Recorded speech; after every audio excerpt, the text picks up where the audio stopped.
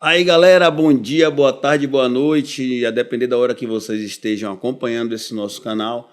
Estamos aqui gravando mais um podcast, que o novo formato que a gente criou desse podcast, que são podcasts pequenos, de cerca de 15 a 20 minutos, falando sobre os mais variados temas da cirurgia facial. E eu tenho aqui ao meu lado Luana, que é a nossa moderadora, que ela vai me passar aqui as principais dúvidas a respeito desses temas variados. E hoje o vídeo desse momento é rinoplastia em pessoas de idades mais avançadas, rinoplastias em idosos. Vamos lá, Luana. É um assunto que as pessoas perguntam muito em relação à rinoplastia em idosos. E aproveitando você que está aqui no meu Instagram acompanhando isso, nesses momentos de gravação, estou fazendo também pequenas lives que não vão ficar gravadas no meu perfil. É somente para vocês nos ajudarem com perguntas sobre os temas do dia. E o tema do dia de hoje é rinoplastia em idosos. Olá, gente. Mais uma vez, obrigada, viu, pelas perguntas de vocês. Estamos aqui disponíveis sempre para acolhê-los, certo? Então, doutor, acho que a pergunta mais comum, né? Qual a idade máxima a se fazer rinoplastia? Aí depende muito da saúde daquele ser humano, daquele cidadão, né? Assim, eu nunca fiz uma cirurgia em pacientes acima dos 80 rinoplastia. Já fiz 75 anos.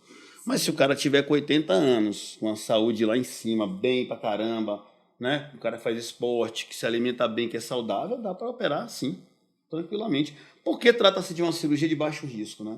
Por tratar-se de uma cirurgia de baixo risco, uma cirurgia rápida, que não envolve repouso, porque assim, grandes riscos em cirurgias plásticas, em cirurgias, qualquer tipo de cirurgia, é o risco relacionado ao tempo em que o paciente fica imobilizado. Esse tempo que as pessoas ficam imobilizadas promove o risco de fazer êmbolos e fazer tromboembolismo pulmonar. Então, por isso que pode acontecer tromboembolismo pulmonar durante uma cirurgia ortopédica ou durante cirurgias plásticas maiores. Uma rinoplastia, que é uma cirurgia rápida, de cerca de 2 a 3 horas, em que o paciente não precisa ficar em repouso, daí a minha exigência, o meu pedido para que os pacientes façam atividade física no pós-operatório, 1, 2 dias depois façam uma caminhada, uma pedalada, justamente para isso, para prevenir grandes problemas como o principal deles, o principal risco das grandes cirurgias, que é o tromboembolismo pulmonar. Então, se a pessoa tiver com a saúde em ordem, dá para se fazer bem. Apesar de que a principal cirurgia feita nessas pessoas acima dos 75, 80 é a cirurgia das pálpebras superiores. Por quê? Porque a gente vai envelhecendo, essa região lateral da face da gente vai dando uma caída e essa pálpebra vai ficando muito pesada.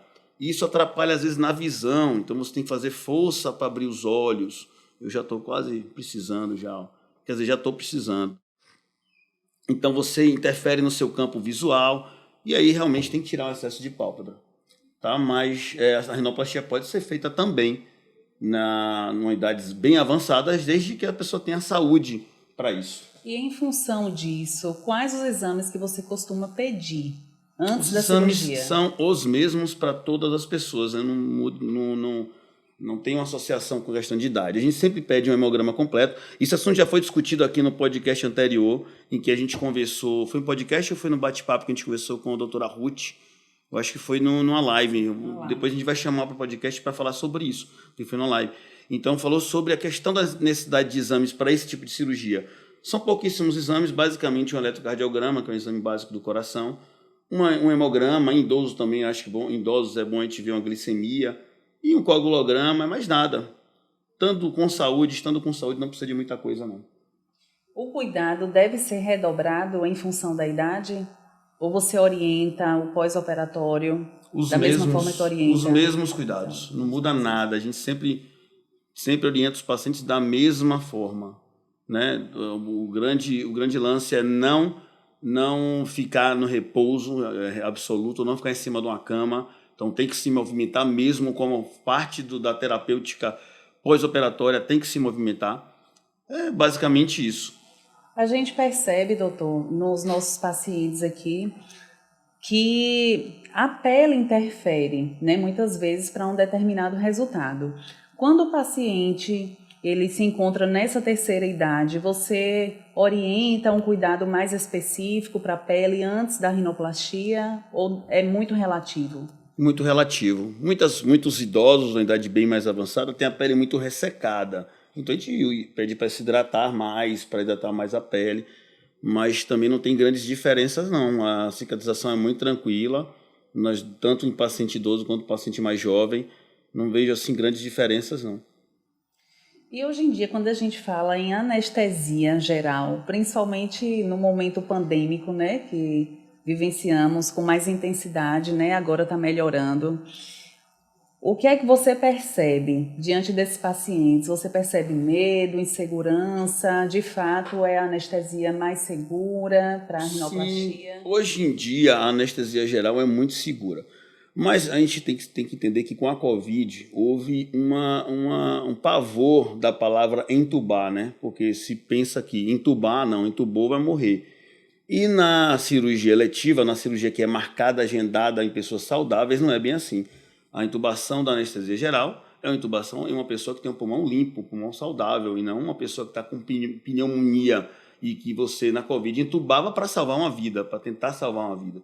Então é muito tranquilo, não vejo nenhum tipo de problema, apesar de que a rinoplastia pode ser feita com anestesia local e sedação. Um detalhe que as pessoas mais velhas e acho que se você lembrar do vovô e da vovó, você lembra que o nariz dele ou dela foi caindo com o tempo, né? Porque a gente vai perdendo, vai tendo absorção desses ossos da maxila, o nariz vai caindo e vovô e vovó podem ficar com obstrução nasal, porque se o nariz cai, o nariz entope.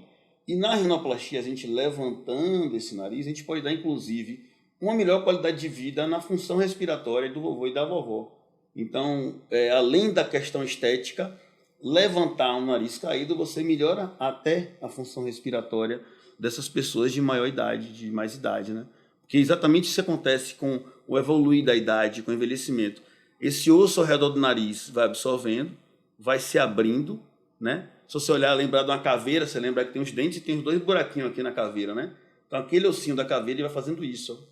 Ele vai se abrindo, então o nariz vai esparramando e vai caindo, né? Esse processo de envelhecimento que acomete a gente. Em relação ao resto do rosto, o processo de envelhecimento é assim, ó, nós temos toda essa região lateral que está aqui para trás da minha mão, essa porção lateral do rosto faz isso, ó, desaba. Tanto que as pessoas falam, meu rosto está derretendo. E quando essa região lateral desaba, acontece o que com a gente? A sobrancelha cai, aí forma mais pele na pálpebra superior. Essa região lateral cai, aí aparece a gordurinha da pálpebra inferior. O bigode chinês fica mais evidente. Aí aparece esse aqui, que é a ruga de marionete. Aí aparece o jaw, que é o bulldog. E aparece a papada. E a gente quer ir de encontro a isso. Então, assim, a gente pode hoje em dia, tem tecnologias, tem maneiras de a gente intervir e não deixar que o nosso rosto derreta ou desabe. Isso, olha que interessante, você falou que a ponta nasal ela vai caindo, né, com o passar dos anos. Aquele paciente... Por isso que as pessoas acham que o nariz cresce. As pessoas falam, o nariz, quando a gente vai envelhecendo, cresce. Não é que ele cresce, é que ele desaba. Então, essa distância daqui para a ponta que está aqui, de repente está assim. Então, né, a sensação que cresceu. A orelha, né, fica mais flácida e cresce. Tudo isso acontecendo na nossa idade. A ponta vai caindo, a respiração não é a mesma em função dessa ponta nasal caída. Sim, sim. E aquela pessoa, doutor, que realizou uma correção de desvio de septo por mais ou menos 30 anos de idade, 30 a 40 anos, futuramente esse desvio tende novamente a acentuar-se? Não tende a acentuar-se, mas pode acontecer. Em qualquer pessoa pode acontecer um redesvio do septo nasal. Porque na cirurgia do septo nasal, a gente mexe com cartilagem. E cartilagem ela tem memória. Então, muitas vezes, a gente tira um pedaço da cartilagem para poder tirar o desvio e ela redesvia novamente, né? Não é todo septo desviado que tem que ser operado, pessoal. Atenção a isso, isso é muito importante. Essa parede central do nariz da gente, em ninguém, ela é extremamente reta. Então, nossa parede central do nariz, ela é tênue, ela é tortuosa. O desvio que tem que ser operado é aquele que é um grande desvio que impacta na passagem de ar pelo nariz, entendeu? Muitas vezes o desvio de septo, quando o septo nasal é desviado, além de impactar e atrapalhar a passagem de ar pelo nariz, ele também causa dores de cabeça. Então, muitas vezes o desvio de septo causa dores de cabeça. Muitas vezes o desvio de septo causa ronco. Então, muitas vezes as pessoas roncam porque tem um desvio de septo que impacta, que atrapalha a passagem do ar e o paciente ronca.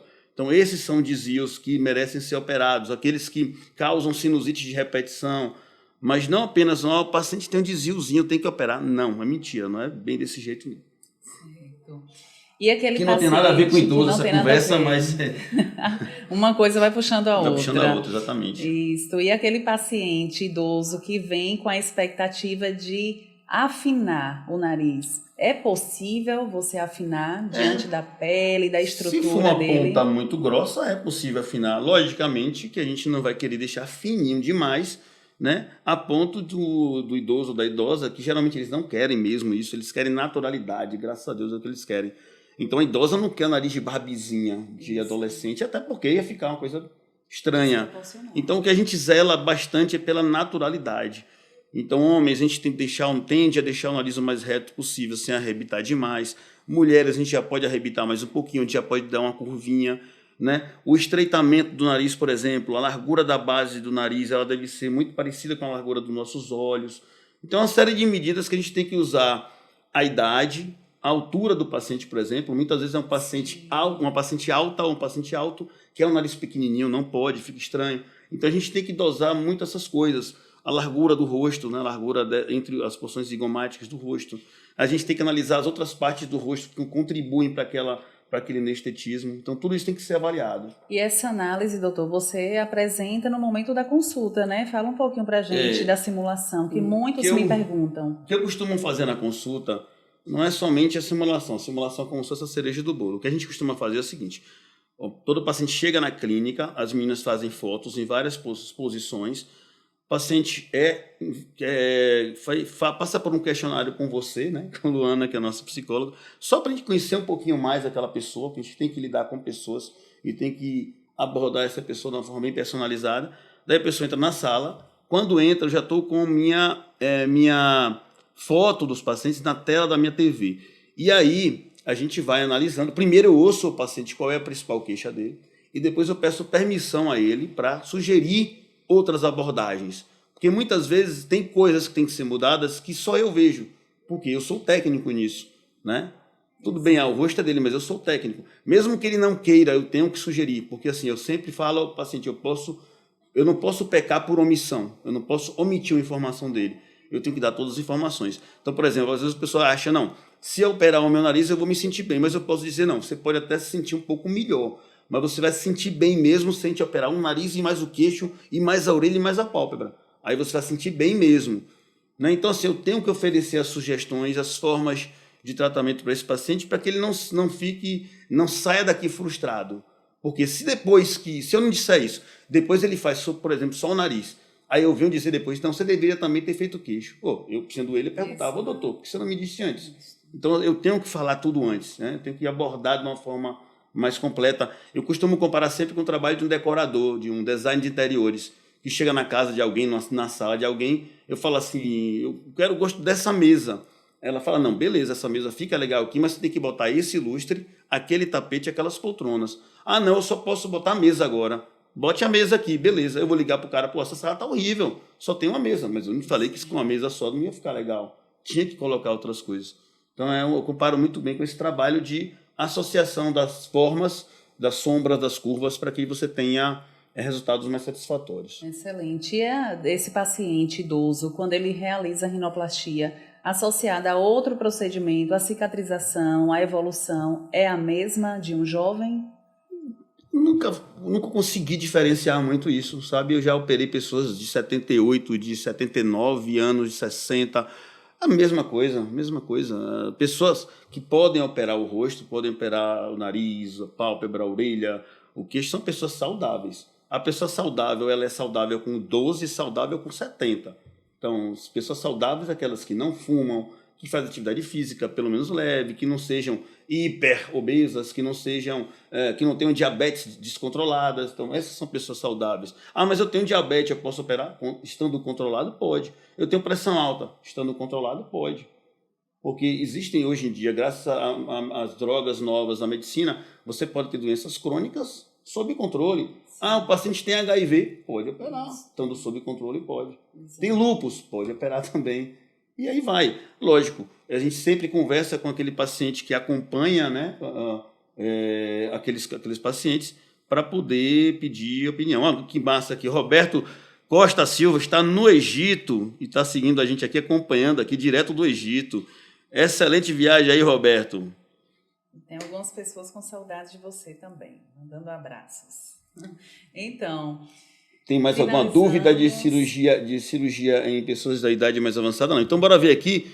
Já que, pessoal, aqui é gravado esse podcast, mas eu estou aqui online, então estou aqui ao vivo, fazendo uma live, e vou ver se tem algumas perguntas aqui no meu Instagram. Lembrando que quem está ao vivo aí não vai ficar gravado, então depois vocês vão ter que ir lá no YouTube e nos seguir, nos acompanhar, clicar, compartilhar para acompanhar todos os nossos episódios de podcast. Vou dar um abraço aqui para a dona Wanda, Marcos Marcel apareceu por aqui, deixa eu ver se alguém mandou alguma pergunta, Del Prato, Fábio Pimentel, se eu esqueci de alguém, me perdoe, mas é muita gente. Micheline, nossa grande paciente lá de Salvador. O Roberto, que já falou, que está lá no Egito, está no Cairo. Uma pergunta que é comum também, doutor, que às vezes pacientes me questionam, é a necessidade de uma rinoplastia secundária para esse paciente idoso. O risco é maior quando há essa necessidade? Vamos lá, rinoplastia secundária. Só para completar aqui, que então, as perguntas, Rita de Cássia perguntou sobre valores. Valores de rinoplastia, pessoal, varia muito de cada caso. Acompanhando a própria pergunta da Luana, uma rinoplastia secundária é muito mais difícil do que uma rinoplastia primária. Quando a rinoplastia secundária, aquele nariz já foi mexido, então ele vai ser mexido pela segunda vez. Ele tem mais fibrose, ele tem menos cartilagens, ele vai me dar mais trabalho. Logicamente, é uma cirurgia mais cara. Então não existe uma tabela de preço fixar, o nariz custa tanto. Não existe isso, tá bom, Rita? Ótimo. Mais alguma pergunta? Não. Acho que o nosso tempo também já está bem avançado, pessoal. Então, a gente vai estar aqui sempre com esses programas falando sobre esses temas relacionados à estética facial. Alô, Paulão Neuro, grande abraço. E eu gostaria que vocês compartilhassem esses vídeos, pedissem a pessoas para nos acompanhar, nos ajudassem a acompanhar esse canal, para que a gente cresça cada vez mais e possa trazer essas informações para você. Valeu, pessoal? Então, um grande abraço para vocês. Novamente, bom dia, boa tarde, boa noite e até a próxima.